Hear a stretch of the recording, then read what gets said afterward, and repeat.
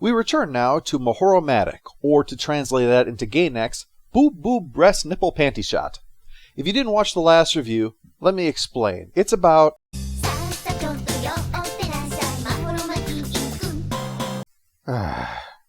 It's the tale of a combat android who retired to spend her last year or so of life serving as the maid of the son of a military member who perished during an operation that she was in, and directly because of her actions. That's a lot of clauses and prepositions, so suffice to say, the old life and the new life occasionally meet. This is shown in Episode 5, which conveniently addresses the events of Episode 4, a robot created by the alien force called Saint, enemies of Mahoro's group, which is Vesper, attacked the beach where she and Suguru's friends were enjoying a relaxing day.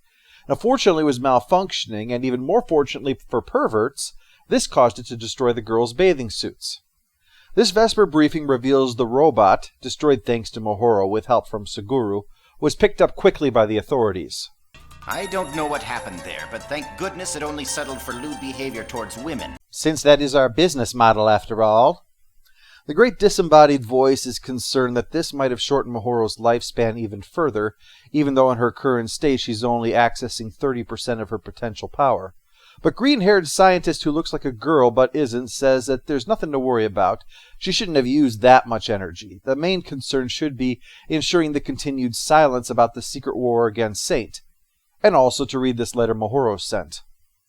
The tale she's talking about is Suguru's summer group project to investigate supposed ghosts at the school. Mahoro asks if Suguru is offended at her suggestion that such a thing is absolutely ridiculous. But he's not, since it is absolutely ridiculous, and asks if she wants to watch them work, which she's delighted to do. We'll have to see if we can get through the episode without losing our clothes. Wait, forget it. Now I'm being absolutely ridiculous. The girls are going to do the actual writing, so they tell the boys to do the research part, but we soon discover that that was all a lie.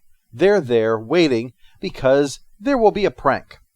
As we all know, pranks are terrible things. Just look around on April 1st, which exists because the one thing the internet is short on is the spreading of misinformation and people being complete assholes to each other. We need a special day to encourage that.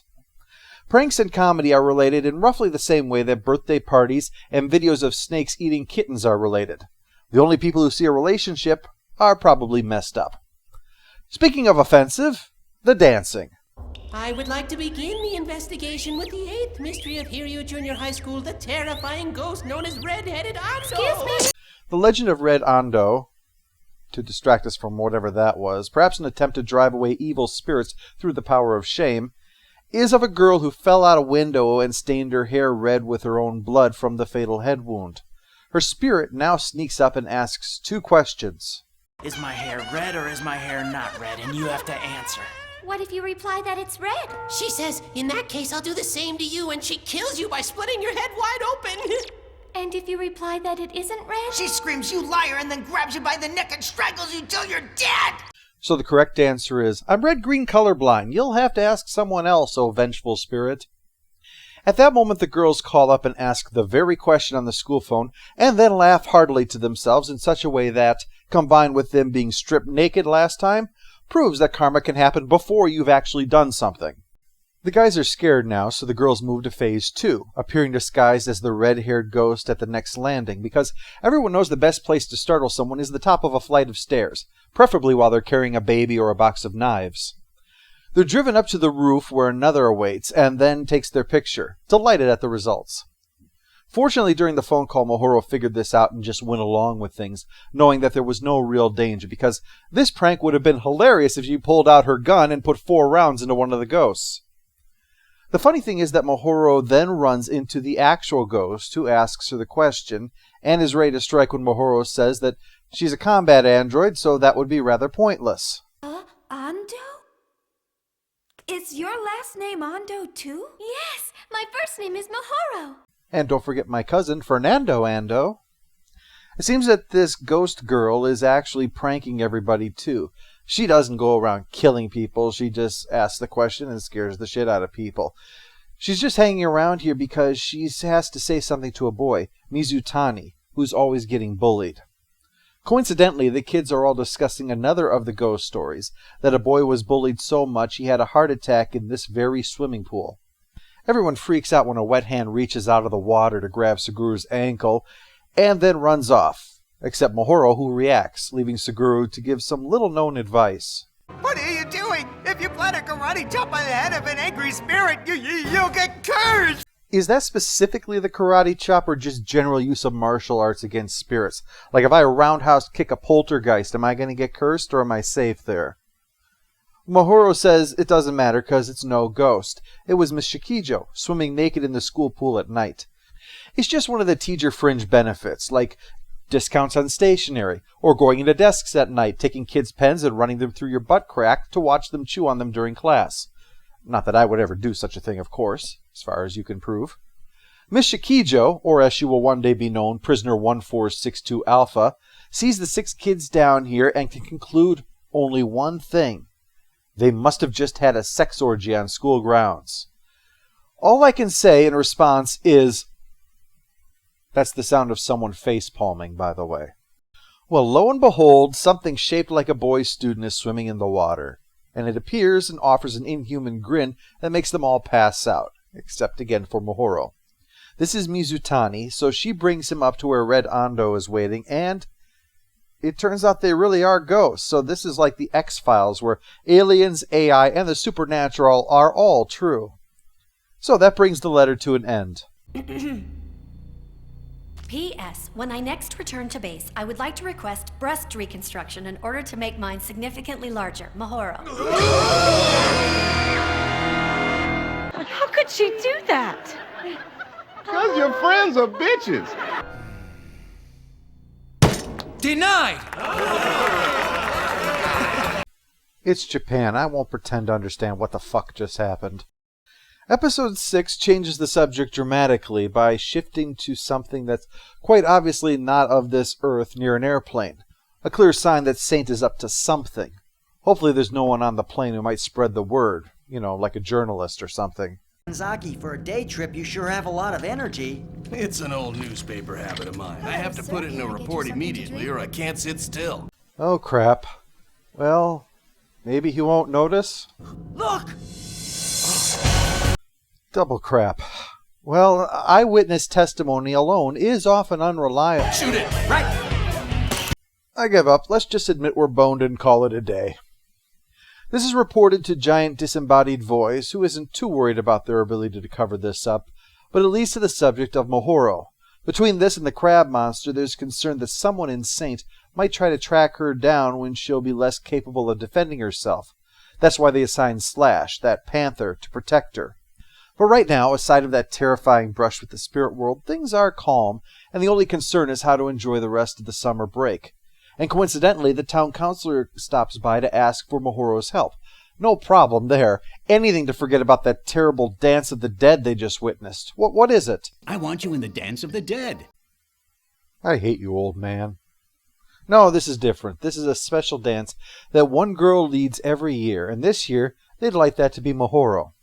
She's incredibly excited but worried that she'd be taking this opportunity away from someone else, but is quickly convinced that she's the only one that everybody wants to do this, and she's well suited for the job.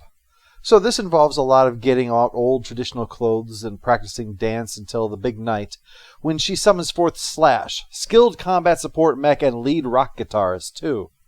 Yeah, whatever. So who do you want me to kill? Well, wait, no, bad kitty, bad! He's outraged that he was summoned to be the babysitter for a dog, but he has no choice but to obey. So as he's left to no doubt wonder how he went from toppling skeleton robot monsters to this, Mahoro goes off and does her Dance of the Dead for the excitement of the crowd. The Dance of the Dead will now take a recess period. If you have misplaced a limb, come to our courtesy desk with proof of limb ownership to reclaim it. She joins Suguru and the gang to try out the food stalls.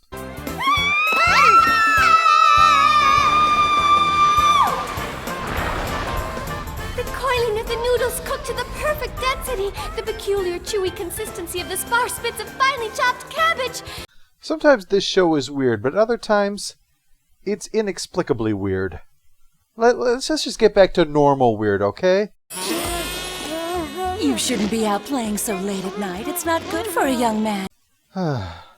Welcome back, normal weird. Welcome back. Mazel tov! Now, since you've chosen to disobey me, I think it's appropriate that I punish you for this. Hey, check please and hurry up! Things like this are why the phrase, "what in the actual fuck," was created. So is this one of those teen summer romance things or just a kidnapping? This felony in progress is interrupted as she runs across Mahoro, who's still practicing the dancing, and takes time out to rescue Suguru while Miss Shikijo gripes the entire way back about how indefensible Mahoro's actions are, given that she's just following her heart. And if that involves an Amber Alert, well, that's the price of love. So, there's only one way to settle this now.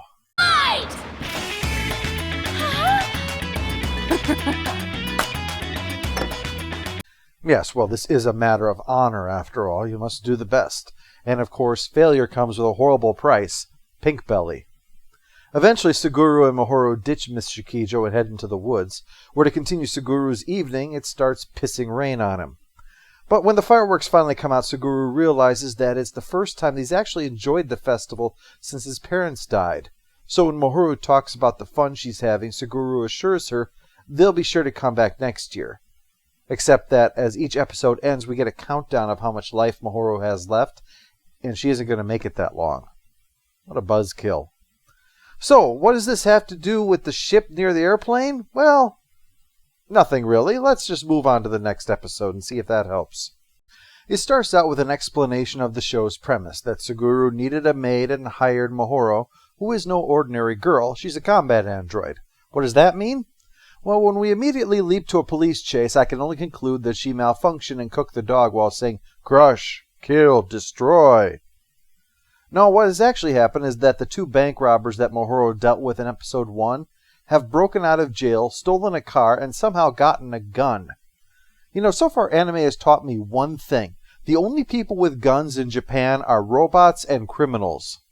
This leads into our slice of life plot as Suguru and friends are heading for the first day of school for the new term, even as the escaping crooks are heading towards friend who loves food. A streak, a crash, and a smear of red on the street. Well, that got dark in a hurry, didn't it? Luckily, this didn't end that way, which is good because that would have been a jarring thing to throw into Act 1, rather like Barney Fife doing a pratfall and then getting run over by a train. A man in a suit came to her rescue, pulling her out of the way by jumping to grab the street light. Did we just witness an origin story? He's a mild-mannered male model, but after an accident with radioactive eyeliner, he is now Metrosexual Man! Well, we soon meet him. He's the substitute teacher, Mr. Ryuga, and he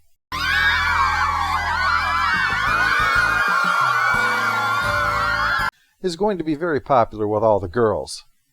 And 10% of the boys. Well, there's only one thing to say when a heartthrob like that shows up. A tiny little pebble, I tripped over you a little bit, and I did get hurt a little bit, but I don't really care, 'cause you're just a little pebble. I think we can say that Mahoro speaks for all of us. All of Suguru's friends stop by to have some delicious food, and soon after, Miss Shikijo, because apparently there are no laws in Japan against stalking. Now, Mr. Misato, once the energy buildup has surpassed 120%, shoot your charged up wave motion gun of love into me. I can't make out the central angle of the vortex! I don't want to seem a narcissist, but I'm starting to think that anime was created with the sole purpose of confusing me personally. After that aside, Mr. Ryuga comes up, and Mahoro is visibly taken aback at the name. And when she goes out to buy groceries, she quickly shifts into combat android style, being alert for potential enemies. And I don't mean another spat with Miss Statutory Rape. On the roof of some building, she runs across a robot that she addresses as Ryuga, only he flabbergasts her because he's not here on a mission, but to settle a personal grudge with Mahoro, which is unheard of for Saint. Although it's not really time to reflect on this as he charges at her with a lightsaber or something, but little does he know that she's got a kitchen knife to parry. Foolish Ryuga, you have no chance against Happy Chef. The battle is quickly joined by Slash, who takes a blast meant for Mahoro that burns his skin off, though it seems like it's just ornamental since Slash isn't screaming and thrashing on the roof. But the fight is short. Ryuga takes off, but this wasn't a retreat. He was just playing around with them for now. The real action is going to be later. My past has finally caught up. Yeah, things are serious now. I mean, for all the playfulness, let's not forget, this is a grim tale.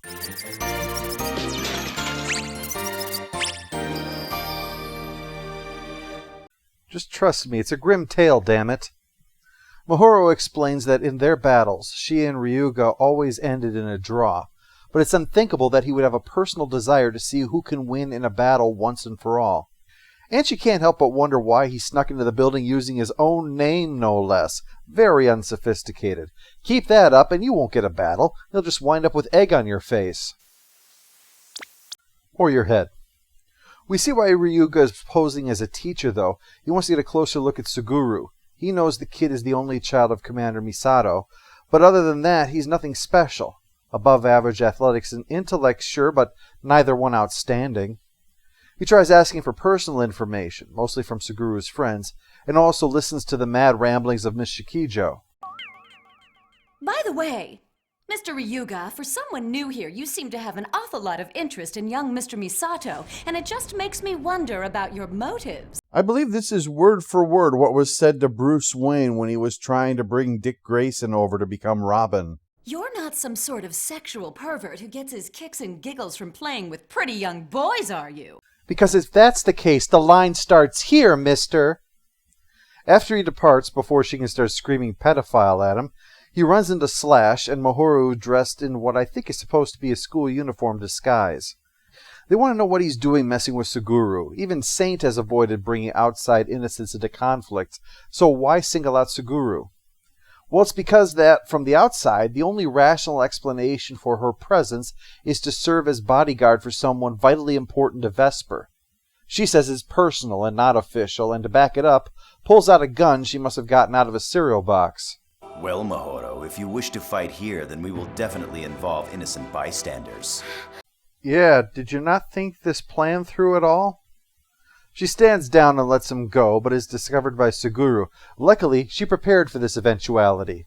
I'm afraid you've mistaken me for someone else. I'm just a watch person. My name is Mahoko Suzuki. Nice plan. Very convincing. You are a frickin' shapeshifter. Well, despite that, Suguru somehow sees through this clever disguise, probably because he's conscious.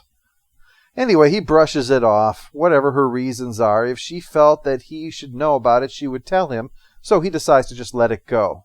But from the closing images of her and Ryuga, it's clear that this isn't going to end without a fight. This brings us to the final episode, which begins in a very dark place. Sorry, I'm just watching for the maid to come sweeping out, or for those three kids to start singing and dancing again. It begins in a very dark place, a flashback about the fateful day at the missile base. Missiles are rising out of the ground, and Commander Misato is ordering her to shoot him over her objections. But she shoots, and fade to a white place where she questions the rightness of that to what is presumably another combat android. She's naked because you can't very well see her tits when she's fully clothed, can you? Don't be silly. It leads to the question about Mahoro's perfect heart, always knowing what's right and wrong and doing it, but leading her to wonder if that makes her a mere machine. This is a deep topic to consider, so deep in fact that, and you're going to have to hold on your hat here, they didn't put a nip slip in here. In the present, it's just an ordinary day, Mahoro jumping into work, but pausing at the sight of Commander Misato with his family. While at school, Suguru is getting an uneasy feeling off of Ryuga, but nobody else notices it. And being high schoolers, they do what high school kids are doing about 75% of their time, saying that he's gay. Even Miss Shikijo is worried as she spies from outside the door, and it's really gotta hurt if you're being teased by your own stalker. By now, you are no doubt used to what goes through Miss Shikijo's mind, and are in fact probably a little jaded to it by now. So, to provide this with some freshness, I would like you to imagine for the moment that the part of Suguru is played by Madoka, Ryuga is played by Kyubei, and Miss Shikijo is played by Homura. Got it? And scene. Mr. Ryuga, I no longer like large boobs. Suguru, I'll make you forget all about women. You make me so happy. No! Don't do it! No! You Now ask if that scene makes more or less sense. Anyway, let's cut from that to something that is more sane. How about an orbiting alien spaceship? Ryuga is greeted by someone named Sarah, who comments on how happy he seems every day when he comes back from teaching, which annoys him to no end. He's only doing this so he can find a way to deal with the number one threat to Saint, Mahoro, and whatever she is doing with Suguru. I'm guessing that he must have had something to do with that ship that we saw back in the Dance of the Dead episode. It may not have been, but I'm going to guess that that's why it was shown, or otherwise I've got no frickin' idea. But back to the story. After a long day of teaching, he now does what any teacher wants to do, beat the shit out of someone. So he does fight simulation after fight simulation against Mahoro as he tells his backstory, how he was created a little over 3.5 years ago, the first of a new line of what was presumed to be perfect androids. Then he met Mahoro, who kicked his ass in under 5 minutes, but spared his life for reasons that he can't understand. And me neither, really. Back on Earth, as Mahoro maintains her low profile by sitting on the roof watching the moon, Slash walks up for some soul-searching, about her choice to come here, about these last months of her life, about what she hopes to maybe get out of all of this. Obviously, bigger boobs have been taken off the table by Vesper. Speaking of which, that's the subject when Miss Shikijo celebrates the confirmation that Suguru isn't hooking up with Ryuga. I guess boys really do like big, healthy, voluptuous memories. One more beer and she's going to be naked on the picnic table. While they're debating exactly what kind of cat Slash is, the party's interrupted by Ryuga, though fortunately not in battle armor, unloading missiles or lightsabers on everybody. Seems Suguru is the one who arranged this party and brought both here to try to figure out what might be up between Ryuga and Mahoro. He figures that the only logical explanation is that Ryuga is a combat android and one of the enemy. So of course he invited him to a place filled with young teens to maximize the body count if he's right. And of course he is, so I'm afraid this can only end in one way. You just...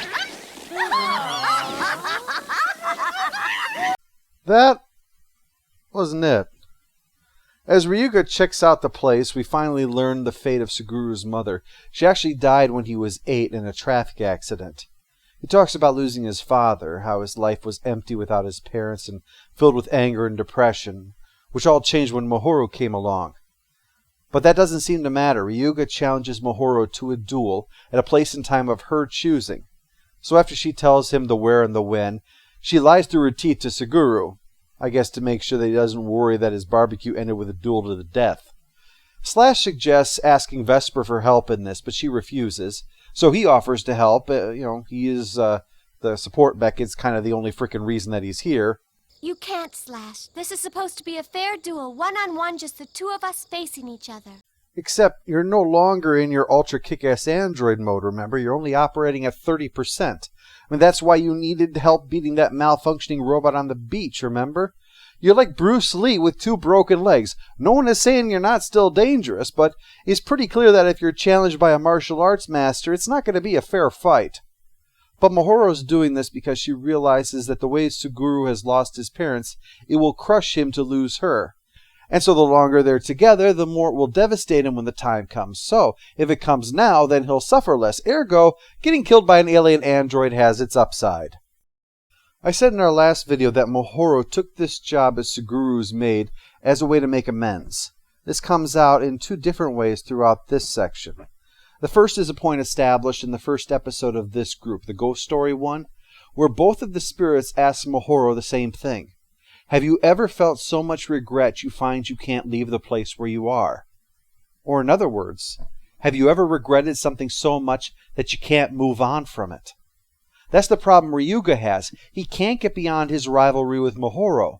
And likewise, she can't move past the guilt she feels even though she knows that it was the right thing to do. It still feels wrong, and it pains her to think of how much Suguru was harmed by it.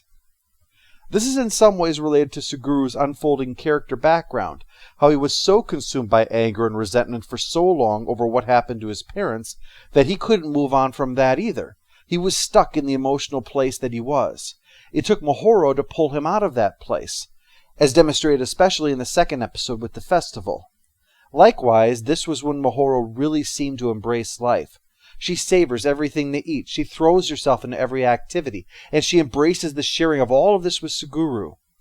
Along with the beach trip, it makes her realize that having a purpose isn't all that she wants. She wants to live while she still can. Really live, not just exist.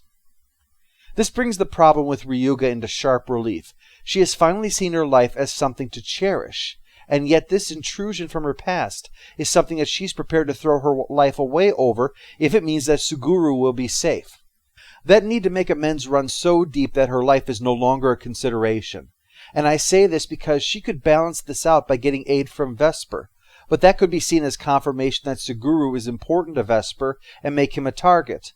Whereas right now, this is just a grudge match. She will not take that chance, so she is prepared to go to her inevitable end, with the rationalization that this is better for him in the long run.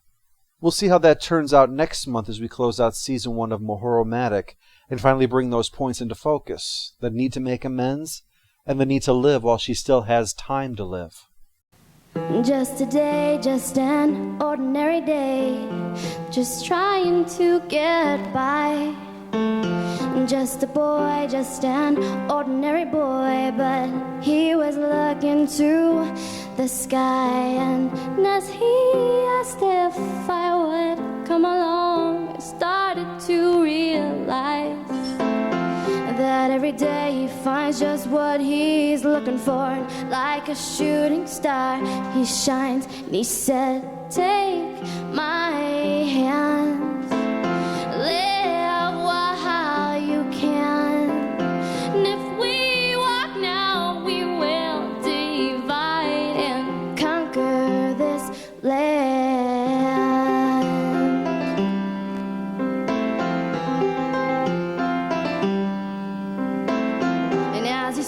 He spoke ordinary words, although they did not feel now. For I felt what I had not felt before, and you'd swear those words could heal. And as I looked up into those eyes, his vision borrows mine. And I know he's no stranger, for I feel I've held him for all of time. And he said, take my hands, live while you can now. And if we walk now, we will divide and conquer this land. Divide and conquer this land. Divide and conquer this land.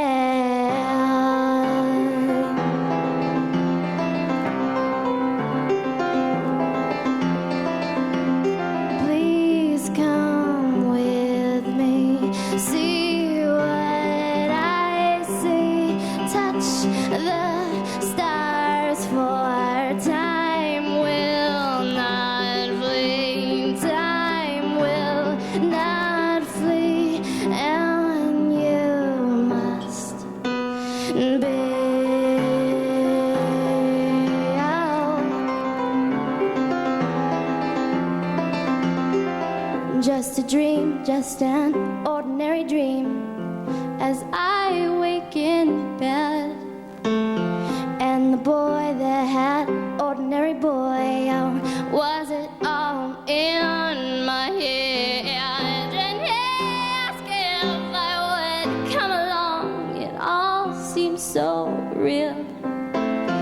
But as I looked to the door, I saw that boy standing there with a deal. And he said, take my hand, live while you can now. And if we walk now, we will divide and conquer this land. Divide and conquer this land. Divide and conquer this land.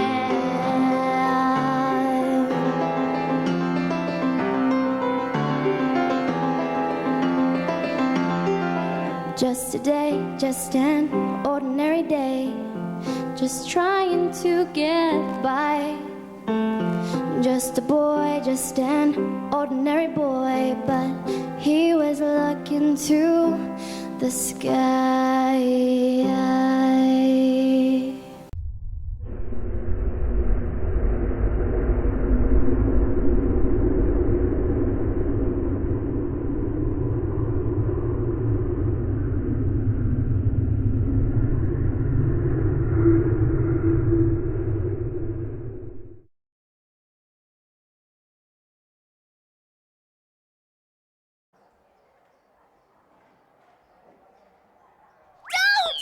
Don't! Beep is wrong! Come back to your teacher's warm bosom! Here, here, here, here, here!